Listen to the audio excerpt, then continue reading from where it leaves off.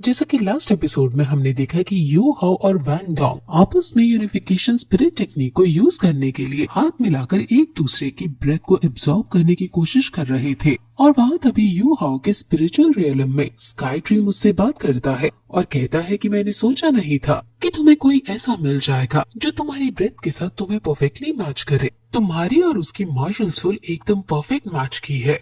Sky dream फिर उससे कहता है कि वैंग डोंग की जो बटरफ्लाई मार्शल सोल है वो उसकी सिर्फ अकेली मार्शल सोल नहीं है, उसकी एक दूसरी भी मार्शल सोल है जिसको उसने सबसे छुपा रखा है।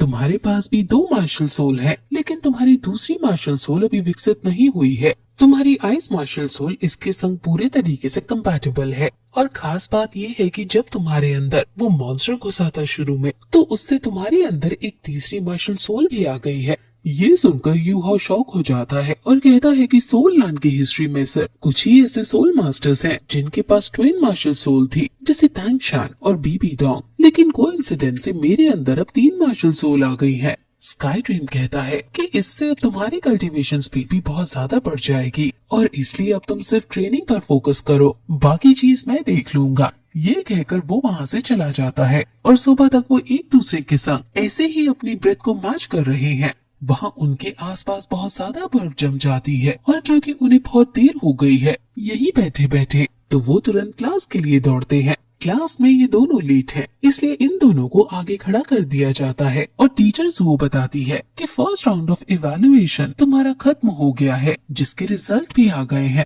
क्लास 1 के ग्रुप 22 के सभी बच्चे पास हो गए हैं, यानी टीचर्स वो के सभी बच्चे पास हो गए हैं। क्लास 1 के अंदर टोटल 22 टीम्स हैं और 14 टीम्स अब राउंड 2 में जाएंगी और ये राउंड 2 भी एलिमिनेशन राउंड है। राउंड 1 में टोटल 6 टीम्स ने सभी मैचेस अपने जीते हैं और हमारे बैच से टीम 1 ने सारे मैचेस जीते हैं, इसलिए मैं उन्हें कुछ रिवॉर्ड देना चाहूंगी, लेकिन क्योंकि अब वो लेट आए हैं आज, इसलिए उनका रिवॉर्ड मैं कैंसिल कर रही हूँ।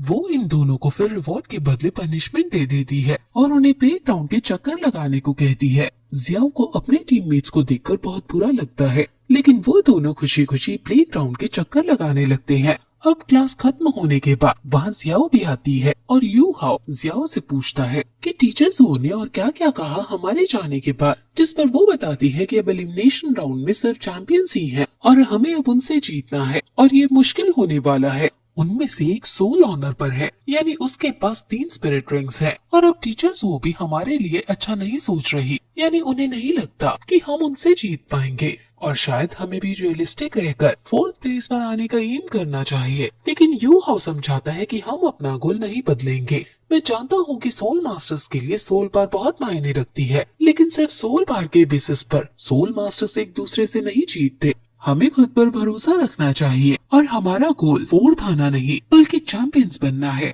वो तीनों फिर साथ में खुश होते हैं और चैंपियंस बनने की शपथ लेते हैं। अब चक्कर लगाते हुए इन्हें शाम हो जाती है और टीचर्स वो इनको माफ कर देती है और आगे से लेट न होने को कहती है।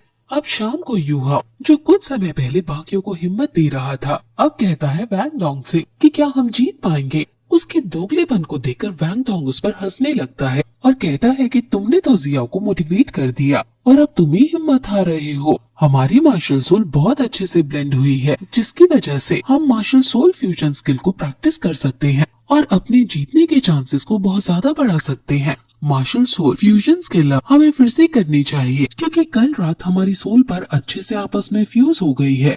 यू हाउ कहता है कि जल्दी से करते हैं फिर, और वो एक्साइट हो रहा है, लेकिन वैंग डोंग कुछ शर्माता हुआ नजर आता है। यू हाउ सोचता है कि उसकी और मेरी 100% मार्शल सोल फ्यूज हुई है और हमें एलिमिनेशन राउंड से पहले इन्हें फ्यूज करना चाहिए। वैंग डोंग और यू हाउ फिर से हाथ मिलाते हैं और इस स्किल को यूज करने की प्रैक्टिस करने लगते हैं। सोल पार फ्यूजन अब जो इनकी हो रही है वो पिछली रात से भी बेहतर हो रही है और यू हाउ पूछता है कि मार्शल सोल को कैसे फ्यूज करते हैं, जिस पर वो कहता है कि मुझे भी ये नहीं पता, चलो हम अपनी मार्शल सोल बाहर निकालते हैं।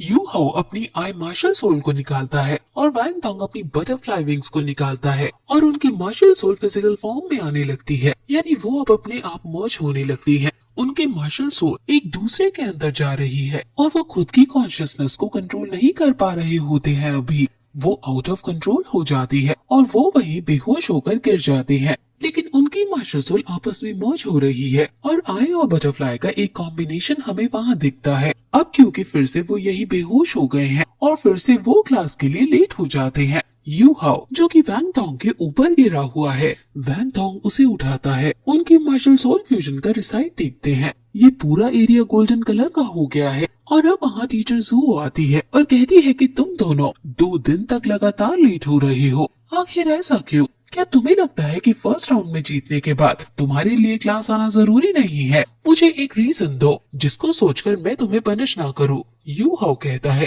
कि हम कल्टीवेट कर रहे थे और ये हमारी मार्शल फ्यूजन सोल स्किल है। ये देखकर टीचर जू शॉक हो जाती है कि इतने कम समय में इन्होंने मार्शल फ्यूजन सोल स्किल को प्रैक्टिस कर लिया है। ये काफी अच्छी थी और टीचर जू इनसे इनके इस स्किल का नाम पूछती है, जिस पर वो इसका नाम द रोड इन गोल्डन रखते हैं क्योंकि इनका जो रेसिड्यू है वो गोल्डन कलर का है। अब फिर इनका एलिमिनेशन राउंड शुरू होता है और होस्ट यू हाउ की टीम को वेलकम करती है और अब दूसरी टीम जो कि इनकी ओपोनेंट है वो निंगतियान टीम है जो क्लास 1 के ग्रेड 9 से है। ग्रेड 9 की भी टीचर यहाँ है और वो टीचर जू के पास आकर खड़ी हो जाती है। जियाओ वैंग डोंग से पूछती है कि टीचर जू सुबह से इतने गुस्से में क्यों है और तुम रोज इतना लेट क्यों आ रहे हो? जिस पर वैंग डोंग उसे शांत कर देता है और कहता है कि अभी एम्बैरेसिंग थिंग्स मत कहो। यू हाउ भी कुछ नहीं बोलता क्योंकि अभी बहुत इंटेंस सिचुएशन वहाँ बनी हुई है।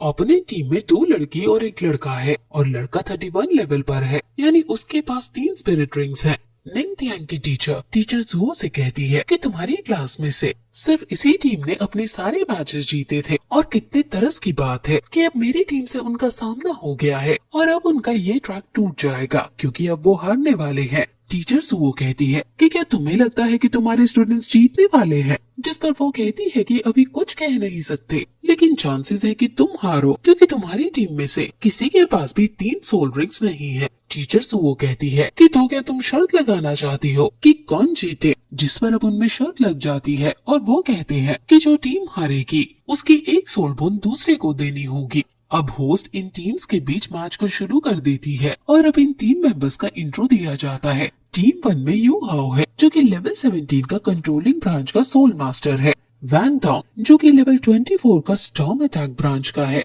जियाओ जियाओ जो कि 22 लेवल की कंट्रोलिंग ब्रांच की सोल मास्टर है। वहीं ओपोनेंट इनके पहली लड़की जो है वो लेवल 24 की कीन अटैक सोल मास्टर है और दूसरी लेवल 25 पर है और जो लड़का है उसका नाम निंगतियांग है और वो लेवल 31 का supporting branch tool soul master है। अब इनके बीच मैच स्टार्ट हो जाता है और वैंग डोंग पहले निंगतियान को ठिकाने लगाने का डिसाइड करता है, इसलिए वो तुरंत पहले निंगतियान पर ही अटैक करने जाता है, लेकिन तभी वो अपनी मार्शल सोल को बाहर निकाल लेता है और उसकी मार्शल सोल की बाओ एम्बर की है, यानी जो सोल लैंड 1 में निंग रोंग रोंग की थी वो ही इसकी मार्शल सोल है और ये डॉलर कॉन्टिनेंट की फर्स्ट सपोर्ट ब्रांच की मार्शल सोल है जिसका नाम की बाओ एम्बर पगोड़ा है। निंगतियान तुरंत इन दोनों लड़कियों की स्ट्रेंथ और स्पीड बढ़ा देता है जिससे उन लड़कियों की स्पीड अब 40% तक इंक्रीज हो जाती है। अब इन लड़कियों से लड़ना बहुत मुश्किल हो जाता है और वो लड़की भी अपनी मार्शल सोल जिसका नाम क्रिम्सन ब्लेड है उसका यूज कर देती है जिससे वहाँ बहुत बड़ा फिनिक्स आ जाता है।